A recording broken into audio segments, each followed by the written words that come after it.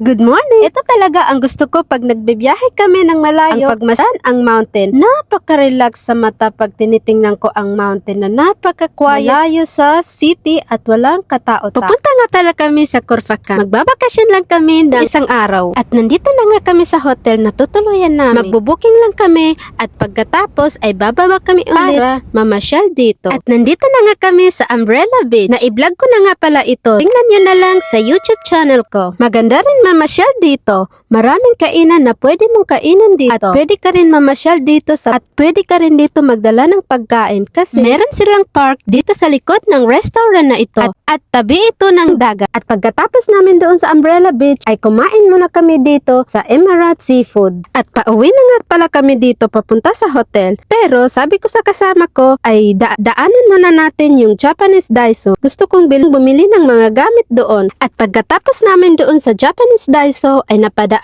kami dito sa Sheikh Zayed Mosque in Fujairah. At hihinto muna tayo dito ng saglit. Papasyal ko kayo sa loob at ipapakita ko sa inyo kung ano yung nasa loob. Nandito na nga tayo at ito nga ang nasa labas. Napakaganda ng view at napaka-quiet. Walang katao-tao kasi late na kami pumunta dito. Magsasarado na sila at hindi na ako pumasok doon sa loob. Hanggang dito na lang tayo. Sa totoo lang, hindi namin alam kung anong oras sila magsasarado. Hindi talaga planado ang pagpunta namin dito. Nadaanan lang namin. Sabi ng kasama ko ay maghinto muna tayo dito at mag-pray. Late na kami nakabalik ng hotel. Tutur ko nga pala kayo dito sa hotel na natuluyan namin. Pagpasok mo pa lang ay makikita mo na ang counter ng coffeehan. Ito pala ang CR.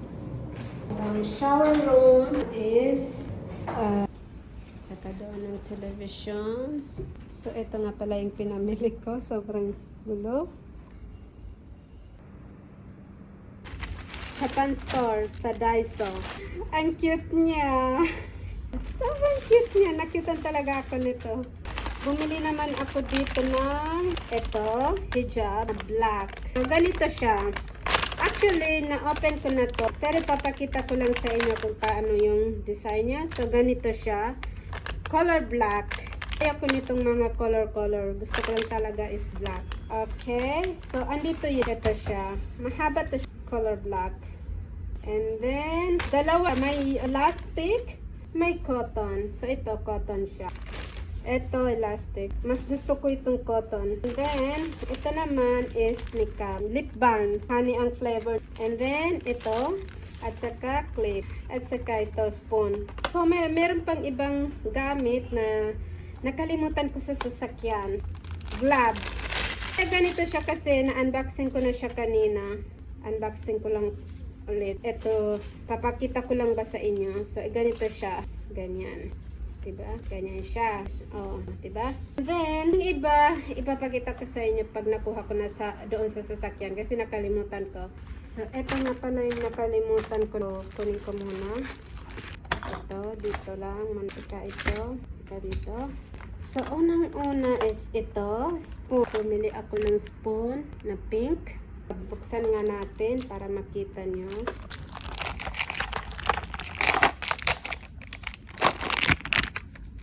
Ang cute niya. Pang baby. This is a duck. I love I love duck actually. I like the color. And also another one. This one is also spoon.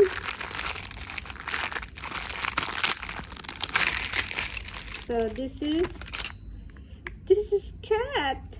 I love also the color. It's golden yellow. It has knife. I love the color. So meron siyang lalagyan dito. At ito naman ay para sa kwarto ko.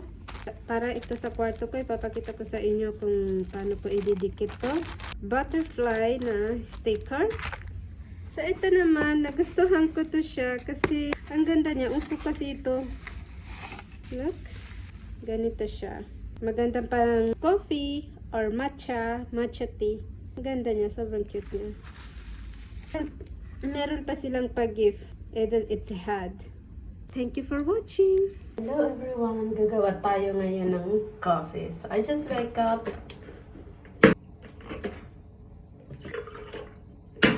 So simple lang ang gagawin kong kape.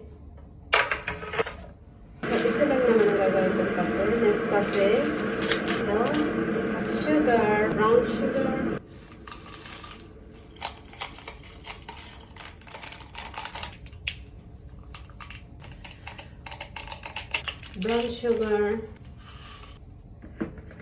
hot water. At nag-check out na nga kami sa hotel at ngayon ay kakain na kami ng lunch. And then pagkatapos ay ipapasyal ko kayo doon sa Khorfakkan Beach. So pupunta tayo doon at iinom tayo ng coffee and then uuwi na nga tayo sa Dubai. So nandito ngayon tayo sa Khorfakkan.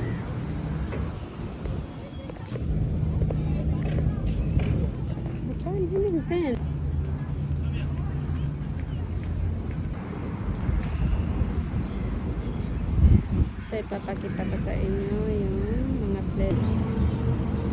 Meron din dito. Meron din doon. Ada mama share dito.